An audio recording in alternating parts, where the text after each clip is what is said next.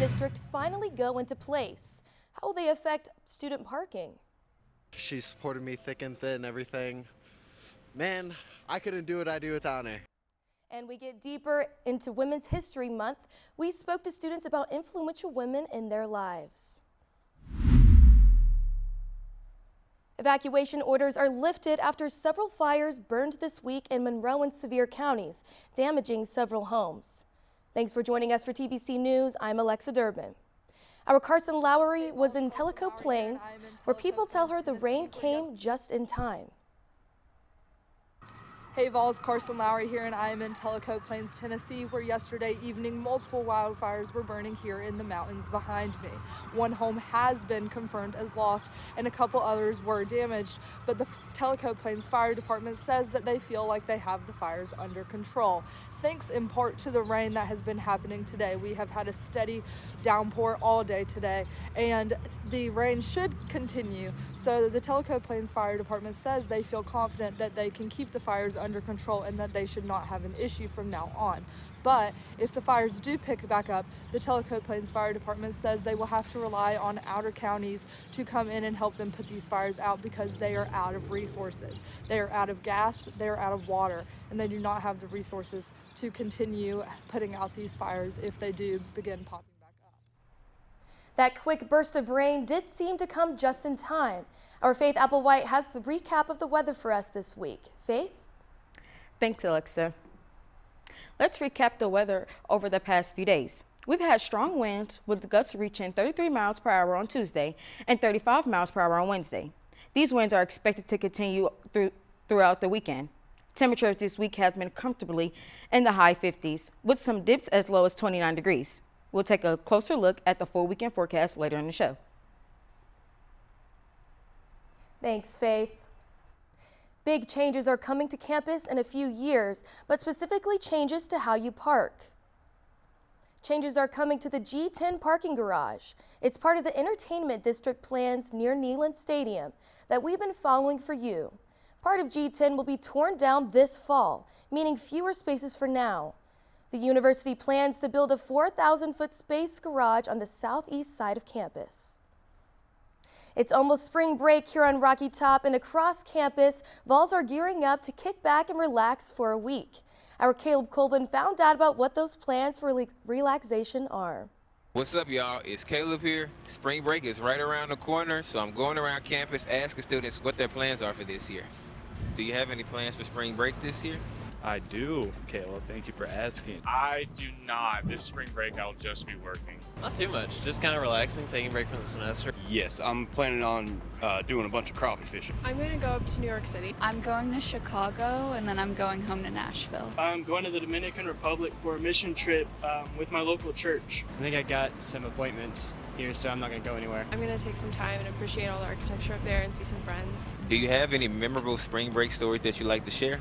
I got a couple. Definitely when I was little, going to all the spring training games for baseball, being from Arizona. 2 years ago, I went to Charleston with my family, and it was the first time I've been back to Charleston in a while, so it was really cool. I love Charleston. My freshman year spring break, I was canine searched by Wisconsin PD. I went to the beach one year with my cousins, and we just stayed in a little condo by ourselves, and our parents were about a mile away.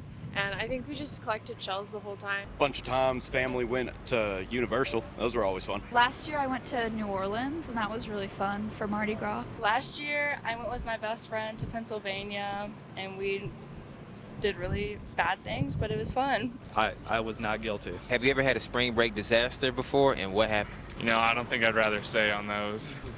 Classes. I have not, fortunately. I have not had any spring break disasters, but I definitely had boring spring breaks where I didn't do anything. My 8th grade spring break was the COVID lockdown. Definitely trying to get my mom to plan all the events for us to do spring break was definitely a disaster because neither did she or we know what we were going to do, and it was very last minute. There was this time where we just had this assignment, and my computer literally crashed and broke down. It was over spring break, so no one was here. My friend's roommate got 2 IDs taken within a 24-hour span that same week. That was not fun. Well, guys, that's all from me. Hope you all have a wonderful spring break, and make sure you're staying safe while you're having a good time. Lots of spring break stories from students. Looking forward to what happens next week. Among the countless things left to do before you head out for spring break, maybe getting a start on that bronzy glow. However, what you may not realize is just how dangerous that tanning bed package you purchased really is. Our Bella Fricks spoke to professionals about how it affects your skin. Tanning culture has been popular for several decades now, but the risk does not outweigh the reward. Dr. James McDonald, a surgical oncologist at UT Medical, sat down with me to discuss the dangers of tanning beds. We know that the use of tanning beds and laying out in the sun for tanning purposes predisposes people to skin cancer and increases their risk over a lifetime. UV exposure puts anyone at risk of melanoma or other skin cancers, but Dr. McDonald says preparation is the key to protecting yourself. When you're packing up and preparing to go on spring break or go on a trip with the family, making sure that you are including sunscreens that are high in SPF. Alternative tanning methods like self-tanners and spray tans are not protective against sun exposure, but they may help you achieve that desired glow without long-term damages. Shania Williams, a spray tan artist in Knoxville, knows the importance of protecting your skin firsthand. When I was 19, I got melanoma, so spray tanning is a wonderful alternative. It's instant and gratifying right away. One unique thing about spray tans is the customization that comes with it. I do custom spray tanning, so I mix a solution based off of your undertones and what depth you want. I mix it kind of like a little scientist, honestly, in a way. However you choose to spend your spring break, remember to think about your skin's health. I'm Bella Fricks, TVC News. Wherever you hope to get some sun this spring break, make sure to stay safe and have some fun in the sun. When we get back, Tennessee athletics has kept us on our toes this week. A stunner on the court, a look at the good, the bad, and the exciting with your Lady Vols and Vols basketball teams. I mean, this team is just exciting to watch. And we take a look at a sport that you might not think about as they head for nationals. Hear that? That's the sound of your life. Perfectly imperfect. But every time you drive after drinking, the music gets drowned out. Your life sounds pretty great. Don't let a buzz ruin it. Buzzed driving is drunk driving. Don't drive buzzed. I don't think that many kids in my son's school even do it. He makes fun of his friend who vapes. He would never try it. She's into soccer. She's on the honor roll. She's just not the type. No way. No way. No way. No way, my kid would never vape. Get your head out of the cloud. Today, nearly 8,000 kids will start vaping. Maybe even yours. Learn about the dangers at talkaboutvaping.org. Hi, I'm Ryan Blaney, a third-generation race car driver. And we dedicate a lot of our time to going as fast as possible. But when my grandpa was diagnosed with Alzheimer's, it was a very unexpected bump in the road for us. It's important to notice if older family members are acting differently, experiencing problems with their memory, or having trouble with routine tasks. Early detection of Alzheimer's can give your family time to explore support services, make a plan for the future, and access available treatments. If you or your family are noticing changes, it could be Alzheimer's. Talk about seeing a doctor together.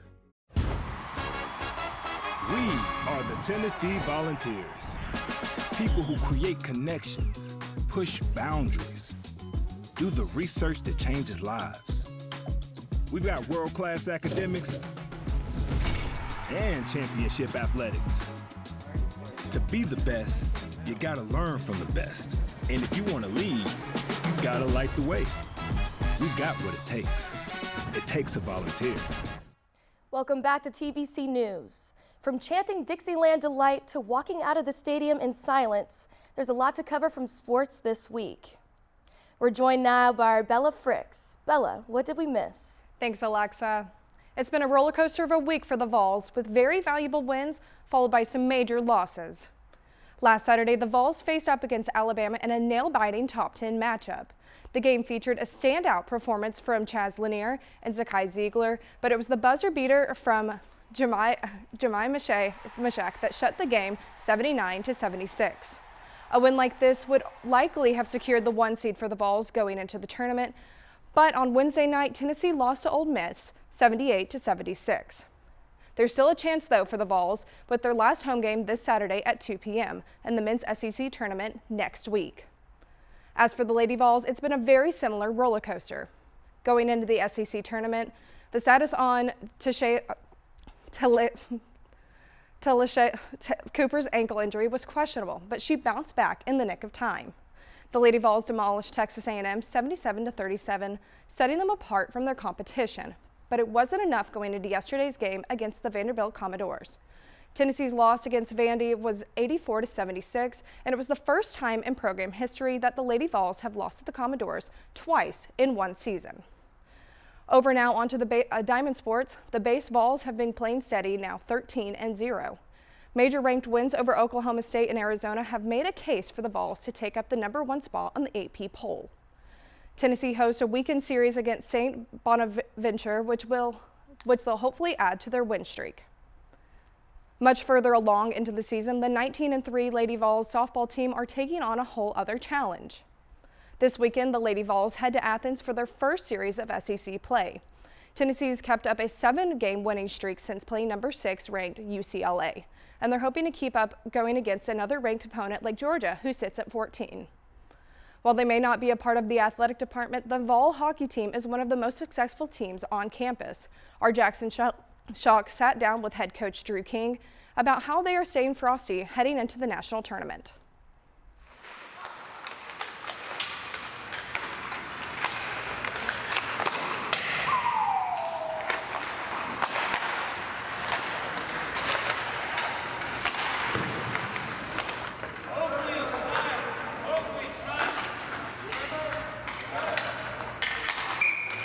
Just finished your final practice of the year. Just how are you feeling right now? Really excited. You know, Nationals is coming up on Wednesday, so we're really pumped and looking forward to the opportunity to go win another trophy. How would you describe this team? This team, very fast, not as physical as in past years. The team just loves playing hockey, though. They love coming to the rink and they love showing up and wearing UT orange and battling every night to get a win. How has this team changed from last season to this season in every aspect? So every year we get a ton of freshmen. We have at least 9-10 freshmen on the team every year, so it changes drastically, especially with the young personalities coming in. I think this year we had a ton of personality come into the group, and it was great injection of youth and energy, and it really worked in our favor because we've only lost 4 games this year. So now you've been to Nationals both as a player and as a coach. What have you learned from both opportunities that you plan on taking into this week at Nationals? Yeah, as a player, it was our first year at Nationals in a long, long time, since 2008, I think. And we were just kind of shell-shocked and there to be there. We weren't there to win it, really. We wanted to in pool play and kind of fizzled out. And last season, you know, great run. We had the chance to win it there. It was a lot of experience, though. Playing 5 games in 5 days, which is what we're going to have to do to win the national championship this year. We're going to take that experience and use it to this upcoming year. What's the biggest lesson you learned from last year that you plan on using this year? I'm kind of just so focused on this year's group, but I mean, last year's group was not as youthful, not as energetic, but they were more hard-nosed. And I think we have a lot more youthful scoring this year, and I think that's going to be a really big difference. I think the freshmen are going to step up and have a really good week. 5 years as a captain here for this team before becoming head coach. What transfers over from being a captain now to being a head coach? Yeah, it's probably one of the toughest transitions that I've had to go through, to be honest. You know, going from a player who is a leader and there every day to work with the boys to becoming a mentor and a coach with your buddies, it was not an easy task, I'll say that. I think the guys helped me out more than I helped myself out. They helped me mold myself into the role and gave me a lot of wiggle room. And that really helped me learn the ropes, and I think we've got a good thing going this year. Last question. What excites you most about this team and the fact that you guys are going to Jacksonville? I mean, this team is just exciting to watch. I mean, we're 24-1 this year. It's one of the most incredible seasons Tennessee hockey has ever had. I know that Tennessee athletics is on the rise this year with basketball and football. And I mean, hockey's still here, man.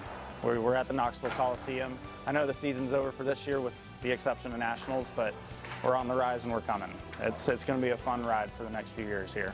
Well, thank you so much, Coach. I appreciate it. Thank you, Jack. Stay tuned at Tennessee Hockey on Instagram for results from this weekend. We wish them the best of luck. That's all for sports this week. Thanks, Bella. Now we head back to Alexa at the desk. Thanks, Bella. Looking forward to what's in store for Tennessee hockey. When we get back, we're in for some familiar Tennessee weather. We'll take a look at what you can expect for our last weekend before spring break. She's just kind of been the rock of our family, and she's always supported me growing up, so I'd say her. We spoke to students about the impactful History Month. If I could be you could be me for just 1 hour. If we could find a way to get inside each other's minds. Walk a mile in my shoes. Walk a mile in my shoes. Well, before you abuse, criticize and accuse. Walk a mile in my shoes. When I was in foster care, I never knew when I would have to move. So I always had my suitcase ready to go. Then one day I was adopted. My new parents opened their hearts and home to me. My parents cook my favorite breakfast for me every morning. My parents take me on trips I never thought I would go on. They gave me a home and an even better reason to use that suitcase. My parents aren't perfect, but they're perfect for me.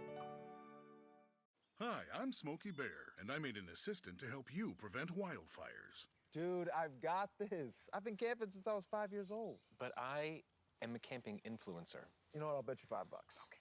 Assistant Smokey, what is the best way to put out a campfire? To put out a campfire, drown with water, stir, drown again. Then make sure the fire is out cold by feeling with the back of your hand. Wait, really? I'll take the $5. The University of Tennessee is on the rise, lighting the way in everything we do, from theater to supply chain management to advanced materials, creating leaders in the field, on the field, and in every field. The best way to rise is to lift others up and reach for the summit together. It takes each one of us giving our all. It takes a volunteer. Hey Vols, let's talk about the weekend forecast here in Knoxville. Today so far has been mostly cloudy, with temperatures reaching a high of 59 and a low of 49 degrees. Expect winds throughout the day. And later in the evening, winds will pick up, reaching up to 25 miles per hour. It looks like the wind is here to stay this weekend. Saturday will be partly sunny with a high in the low 60s, and winds could gust up to 20 miles per hour. Temperatures will drop to a low around 37 degrees. There's also a slight chance of showers later in the night. To wrap up the weekend, Sunday doesn't look too pleasant. Expect mostly cloudy skies with some showers. Temperatures will peak at 53 and drop to a low of 33 degrees. That's all the weekend weather updates I have for you guys. Back to Alexa at the desk. Thanks, Faith. Lots of wind, lots of clouds. Looking forward to some sun hopefully next week. International Women's Day is coming up this week, and March is Women's History Month. Our Caleb Colvin found out about how the women that have shaped our volunteer spirit. Hello, everyone. International Women's Day is this week, and as you all know, it's a very important holiday, so I'm going around talking to students to see which women have inspired them. Who is an important woman in your life and why? I'd probably have to say it's my sister. It's got to be my mom. I would say my mom. Definitely my mom. My grandma. By far my mom. My mom, because she's always been there for me and she's always like doing her best and working really hard, and so I like aspire to be like her. She's just kind of been the rock of our family, and she's always supported me growing up, so I'd say her. She supported me thick and thin, everything. Man, I couldn't do what I do without her. She took me to all my sporting events growing up. She's always been there for me. I know if I called her, she'd be here on the dime, no doubt at all. What's your favorite thing about the women in your life? they're all very kind to me. If I'm struggling, I know I can go to them for help. They always supported me when it came to like life-changing decisions. My 3 other siblings are all girls, so I feel like I've been able to bond with them. I mean, they're really just great friends, honestly. I gotta say, it's strength. The women in my life always show like resilience and are always like not letting anyone get them down and always showing as much positivity as possible. I feel like all the women in my life are pretty supportive of me and all want the best for me. I just love them. I think they're amazing. What do you think men can do to support women better? I think men could maybe just like listen better sometimes. I think just checking on them, making sure they're always all right too.